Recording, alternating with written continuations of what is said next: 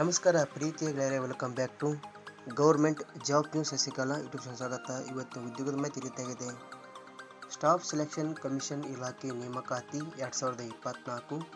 ಇಲಾಖೆಯಲ್ಲಿ ಅಗತ್ಯವಿರುವ 3712 data entry operator, assistant ಹಾಗೂ ಲೋಯರ್ ಡಿವಿಷನ್ ಕ್ಲರ್ಕ್ ಹುದ್ದೆಗಳಿಗೆ ಅರ್ಜಿಗಳನ್ನು ಆಹ್ವಾನಿಸಲಾಗಿದೆ.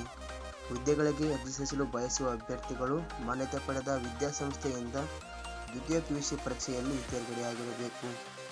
ಪ್ರತಿದಿನಲೂ ಇದೇ ರೀತಿ ಉದ್ಯೋಗದ ಮಾಹಿತಿಯನ್ನು ಪಡೆಯಲು ನಿಮ್ಮ ವಿಡಿಯೋದಲ್ಲಿ ಬರುವ ಕೆಂಪು ಬಣ್ಣದ ಸಬ್ಸ್ಕ್ರೈಬ್ ಕ್ಲಿಕ್ ಮಾಡಿಕೊಳ್ಳಿ. ಹಾಗೆ ಗೊತ್ತಾ ಬರುವಂಥ ಬೆಲ್ ಕೂಡ ಪ್ರೆಸ್ ಮಾಡಿ. ನೇಮಕಾತಿ ಇಲಾಖೆ ಹೆಸರು ಸ್ಟಾಫ್ ಸೆಲೆಕ್ಷನ್ ಕಮಿಷನ್ ಇಲಾಖೆ.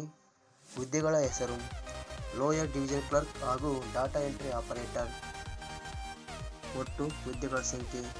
ಸ್ಟಾಫ್ ಸೆಲೆಕ್ಷನ್ ಕಮಿಷನ್ ಇಲಾಖೆಯಲ್ಲಿ ಒಟ್ಟು 3712 ಹುದ್ದೆಗಳು ಖಾಲಿ ಇವೆ. ವೇತನ ಶ್ರೇಣಿ. ಸ್ಟಾಫ್ ಸೆಲೆಕ್ಷನ್ ಕಮಿಷನ್ ಇಲಾಖೆಯ ನಿಯಮಗಳ ಅನುಸಾರ ವೇತನ ಶ್ರೇಣಿಯನ್ನು ನಿಗದಿಪಡಿಸಲಾಗಿದೆ. ಶೈಕ್ಷಣಿಕ ವಿದ್ಯಾರ್ಹತೆ.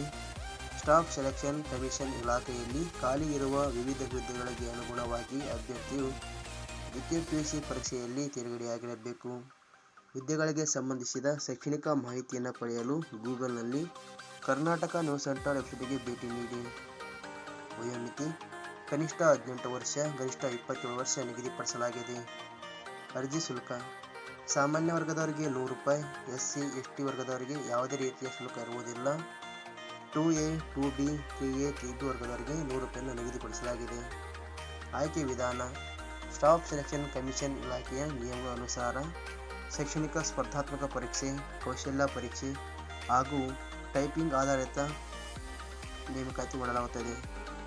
ಅರ್ಜಿ ಸಲ್ಲಿಸುವ ವಿಧಾನ. ಅಭ್ಯರ್ಥಿಗಳು ಅರ್ಜಿಯನ್ನು ಕರ್ನಾಟಕ ನ್ಯೂಸ್ ಸೆಂಟರ್ ವೆಬ್ಸೈಟ್ನಲ್ಲಿ ಸಲ್ಲಿಸಬೇಕು. ಪ್ರಮುಖ ದಿನಾಂಕಗಳು. ಅರ್ಜಿ ಸಲ್ಲಿಕೆಗೆ ಆರಂಭದ ದಿನಾಂಕ 8/4/2024 ಆಗಿದೆ. ಕೊನೆಯ ದಿನಾಂಕ 7/5/2024 ಆಗಿದೆ. ಮುಖ್ಯ ಸೂಚನೆ.